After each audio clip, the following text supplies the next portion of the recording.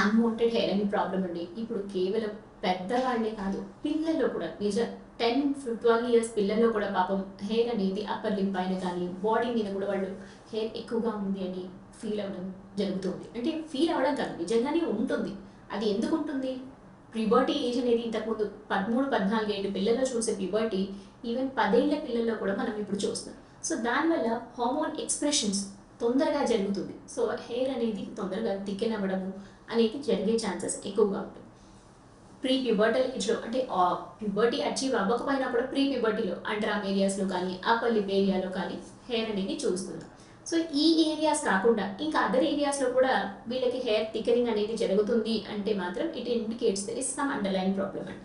For example chin ఏరియాలో కొంతమందికి face అంతా, లోవర్ ఫేస్ అంతా జరుగుతుంది. కొంతమందికి బ్రెస్ట్ మీద కూడా హెయిర్ అనేది థిక్ అవుతుంది. అబ్డోమెన్ పైన అంటే పొట్ట పైన కూడా మిడ్ లైన్లో ఉండే హెయిర్ చాలా థిక్ అవ్వడం అనేది జరుగుతుంది. మల్టిపుల్ ఏరియాస్ని కన్సిడర్ చేసుకొని వాళ్ళకి ఏమైనా అదర్ ప్రాబ్లమ్స్ ఉన్నాయనేది మనం చెక్ చేసుకోవాలి. అంటే యూజువల్లీ ఇది హైపర్ ట్రైకోసిస్ ఉందా, హైపర్ హెయిర్సిటిజం ఉందా అనేది మనం చెక్ చేయడం వెరీ ఇంపార్టెంట్.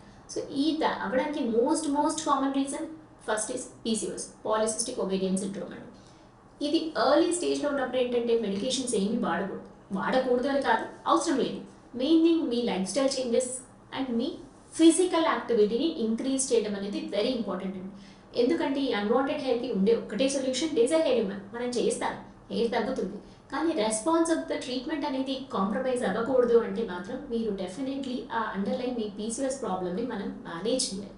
మేనేజ్ చేసేటప్పుడు ప్రతి పేషెంట్కి అయితే మెడికేషన్స్ అవసరం పడతాయి. కానీ డెఫినెట్లీ లైఫ్ స్టైల్ మోడిఫికేషన్స్ చేసిన తర్వాత కూడా రెస్పాన్స్ రావట్లేదు అనుకున్నప్పుడు మెడికేషన్స్ వెళ్తాయి. మెడిసిన్స్లో కూడా there are different varieties of medications అండి. కొంతమందికి ఓన్లీ ఆల్డాక్టోన్ పెడతాము, కొంతమందికి ఓరల్ కాంట్రాసెప్టివ్ పిల్స్ పెడతాము. ఆ ఓరల్ కాంట్రాసెప్టివ్ పిల్స్ అనగానే చాలామంది పేషెంట్స్ భయపడుతుంటారు. డెఫినెట్లీ ఇప్పుడు we have multiple generations of medication which have improved అండి. అంటే 4 generations of oral contraceptive pills అనేవి ఇంప్రూవ్ అయ్యాయి. అంటే దీనివల్ల వెయిట్ గెయిన్ కాంపోనెంట్ తగ్గడము, ముందు పింపుల్స్ అనేవి ఎక్కువ వచ్చేవి మీ టాబ్లెట్స్ వాడు, అలాంటి ప్రాబ్లమ్స్ కూడా లేకుండా, అండ్ మీకు అదర్ హెల్త్ ఇష్యూస్ అంటే మనకి లోపల బ్లడ్ క్లాట్స్ లాంటి ప్రాబ్లమ్స్ కొంతమందికి వస్తాయి కాంట్రాసెప్టివ్స్ వాడడం, అలాంటి ఇష్యూస్ కూడా లేకుండా we have a better versions of oral contraceptive. So ప్రాపర్గా డాక్టర్ అబ్జర్వేషన్లో ఆ మెడికేషన్స్తో పాటు మనం లేజర్ హెయిర్ రిమూవల్ చేసుకున్నప్పుడే ఈ అన్వాంటెడ్ హెయిర్కి మనం ట్రీట్మెంట్ చేయగలం. కానీ ముందు జాగ్రత్తగానే కొద్దిగా ఉన్నప్పుడే మనం వెయిట్ ఇంకా ఎక్కువ పెరగకుండా ఉండడం అనేది ఈజ్ మోస్ట్ ఇంపార్టెంట్. మీరు రేస్ చేసుకోవాలా, థ్రెడింగ్ చేసుకోవాలా, వ్యాక్సిన్ చేసుకోవాలా అనేది కాదు. మనం ఫస్ట్ అలాంటి జరగకుండా ఉండే సిచ్యువేషన్కి ఏంటి అనేది మనం ఐడెంటిఫై చేసుకోవడం ఇంపార్టెంట్. ఇది కాకుండా ప్రొలాక్టిన్ లెవెల్స్ కొంతమందికి ఎక్కువ అవుతుంటాయి. కొంతమంది ప్యాండీ అలాంటి డొమెస్టిక్ డాంపెరిడోన్ కాంబినేషన్ మెడికేషన్స్ కానీ సమ్ అదర్ మెడికేషన్స్ వేసుకున్నప్పుడు కూడా ప్రొలాక్టిన్ లెవెల్స్ అనేవి ఇంక్రీజ్ అయ్యే ఛాన్సెస్ ఉంటుంది.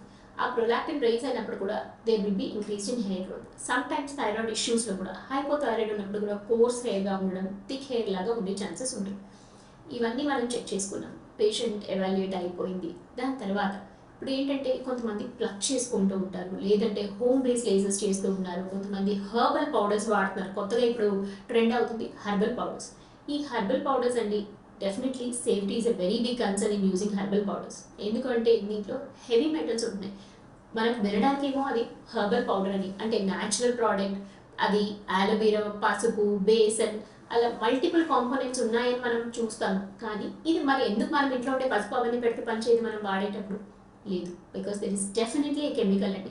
బేరియం సల్ఫేట్స్ కానీ సోడియం థయోసల్ఫేట్, గ్లైకోలేట్స్ అనేవి ఉన్నాయి ఈ కెమికల్స్.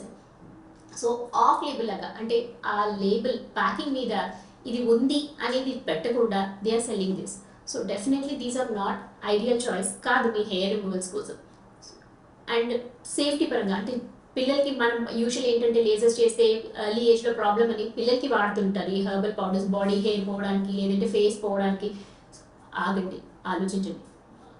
జాగ్రత్త అనేది డెఫినెట్లీ ఇంపార్టెంట్. ఎందుకంటే ఎక్సెసివ్ క్వాంటిటీలో wide areas of the bodies మీద వాడినప్పుడు ఇంకా ఈ heavy metals absorption problems, complications అయ్యే ఛాన్సెస్ ఉంటుంది. కాబట్టి మీరు డాక్టర్ అడ్వైస్ తీసుకొని ఇలాంటి ఎక్స్పెరిమెంట్స్ అనేవి చేయండి. జస్ట్ ఏదో న్యాచురల్ అని మీరు బెండ్ అయిపోతే చాలా కాంప్లికేషన్స్లో ప్లాన్ అవుతాయి. సమ్టైమ్స్ ఈవెన్ కాంటాక్ట్ డర్మటైటిస్ అంటే కొంతమందికి ఈ పెట్టిన తర్వాత ఇచింగ్ లాగా రావడము, అలర్జీ లాగా అవ్వడం, ఆ ఏరియాస్ అనేది కామన్గా చూస్తుంటాం. సో మనం జాగ్రత్తగా ఉండడం ఈజ్ వెరీ ఇంపార్టెంట్.